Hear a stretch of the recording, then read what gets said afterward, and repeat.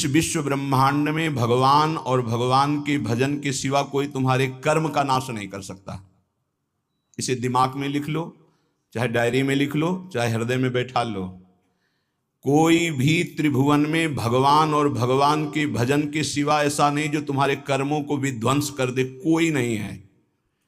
एक बार महर्षि ब्रह्म ऋषि विश्वामित्र जी ने त्रिशंकु जी के कर्म विधान को मिटाने की कोशिश की और कहा तुम्हें जो वशिष्ठ जी नहीं प्रदान कर सके वो मैं प्रदान करूंगा।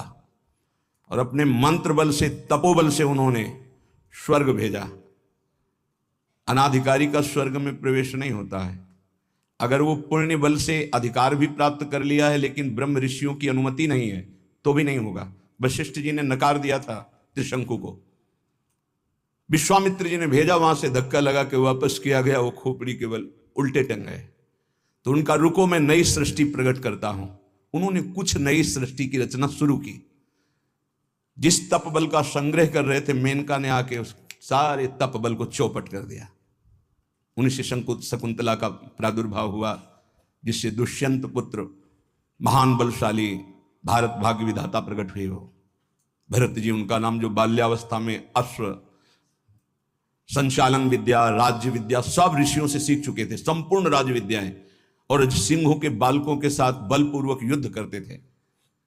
मेनका अप्सरा ने कुछ ही मिनट में उनके मन को अधीन करके सारी शक्ति क्षीण कर दी। आज भी त्रिशंकु उल्टा टंगे हुए हैं शास्त्र विधान के अनुसार। कोई किसी के कर्म को मिटा नहीं सकता, केवल भगवान और भगवान का नाम जप भजन ये बैठा लो। चाहे जहां भाग के चले जाओ, माया के नाटक के सिवा सत्य वस्तु केवल श्री भगवान है। वो खुद अपने श्री मुख से कह रहे, मामेव ये प्रपद्यन्ते माया में ताम तरन्ति। इसमें किसी का कोई तर्क काम नहीं करेगा। ऐसा सामर्थ्यशाली कोई नहीं हुआ जैसे भगवान वशिष्ठ हुए, कोई सामर्थ्यशाली नहीं हुआ। ऐसा सामर्थ्यशाली कोई नहीं हुआ जैसे सदानंद जी हुए, जो विदेहराज जनक जी की गुरु पदवी पे विराजमान थे। लेकिन भगवान ने लीला करके दिखाई। दशरथ जी का मरण, भगवान का वनवास जाना, सिया जी का हरण, क्या इन महापुरुषों की कुंडली विचारने में कोई कमी रह गई थी? क्या ये सामर्थ्य में किसी भी तरह कम है? क्या ये रचना को बदल नहीं सकते हैं? तो हमारी रचना को कौन बदल देगा जो हमारे भाग्य में लिखा हुआ है? इस शरीर के बनते समय जो भाग्य में लिख गया, जिस अवस्था में जो कष्ट भोगना है वो पक्का है। अगर कोई कम कर सकता है और मिटा सकता है तो एकमात्र भगवान नाम और भगवान की शरण, ये आप बिल्कुल स्वीकार कर लीजिए। भटकने की कहीं जरूरत नहीं। किसी भी जंत्र मंत्र तंत्र की ऐसी सामर्थ्य नहीं कि भावी को बदल सके, प्रारब्ध को बदल सके। हां, हरि है ऐसे, तुरंत विभीषण पाछे मेला, सन्मुख राम सहयो सोई सेला। भगवान सामने आकर करो सदा तिनके रखवारी, जिमि बालक राखे महतारी। इस पे हमारा कोई तर्क नहीं है।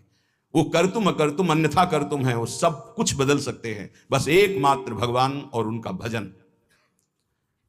स्वकर्म स्रोतो भी, हरिवंश महाप्रभु कह रहे हैं, हित सजनी स्वरूपा है।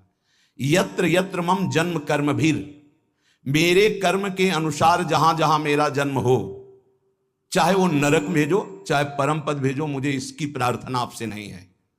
यत्र यत्र मम जन्म कर्म भी नारके परमे पदे थवा, बस इतनी प्रार्थना है लाडली जू कि जहां जहां मेरा जन्म हो कर्म के अनुसार, या जहां जहां आप मुझे भेजे, तो आप हमारे हृदय में अपनी परिकर सहित रहें। ललिता विशाखादि सहचरियों के साथ प्रिया प्रीतम गलवैया दिए मेरे हृदय रूपी निकुंज में है, जहां चाहो वहां भेज दो।